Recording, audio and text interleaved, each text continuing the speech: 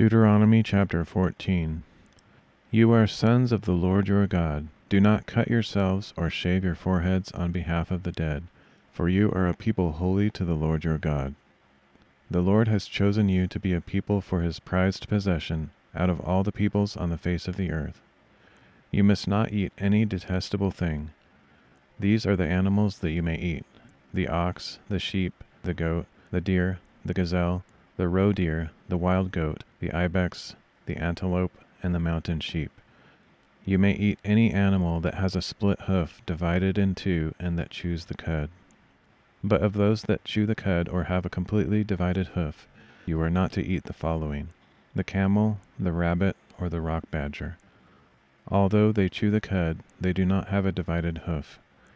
They are unclean for you, as well as the pig. Though it has a divided hoof, it does not chew the cud. It is unclean for you. You must not eat its meat or touch its carcass. Of all the creatures that live in the water, you may eat anything with fins and scales, but you may not eat anything that does not have fins and scales. It is unclean for you.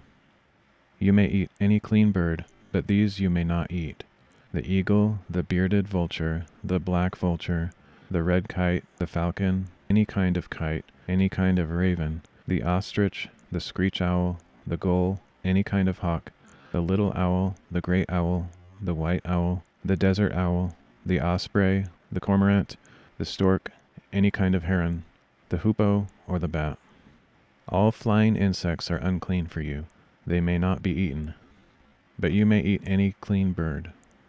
You are not to eat any carcass. You may give it to the foreigner residing within your gates, and he may eat it, or you may sell it to a foreigner. For you are a holy people belonging to the Lord your God. You must not cook a young goat in its mother's milk. You must be sure to set aside 1/10 of all the produce brought forth each year from your fields. And you are to eat 1/10 of your grain, new wine and oil, and the firstborn of your herds and flocks, in the presence of the Lord your God, at the place he will choose as a dwelling for his name, so that you may learn to fear the Lord your God always. But if the distance is too great for you to carry that with which the Lord your God has blessed you, because the place where the Lord your God will choose to put his name is too far away, then exchange it for money. Take the money in your hand, and go to the place the Lord your God will choose. Then you may spend the money on anything you desire: cattle, sheep, wine, strong drink, or anything you wish. You are to feast there in the presence of the Lord your God, and rejoice with your household. And do not neglect the Levite within your gates, since he has no portion or inheritance among you. At the end of every 3 years, bring 1/10 of all your produce for that year, and lay it up within your gates. Then the Levite, because he has no portion or inheritance among you, the foreigner, the fatherless, and the widow within your gates, may come and eat and be satisfied. And the Lord your God will bless you in all the work of your hands.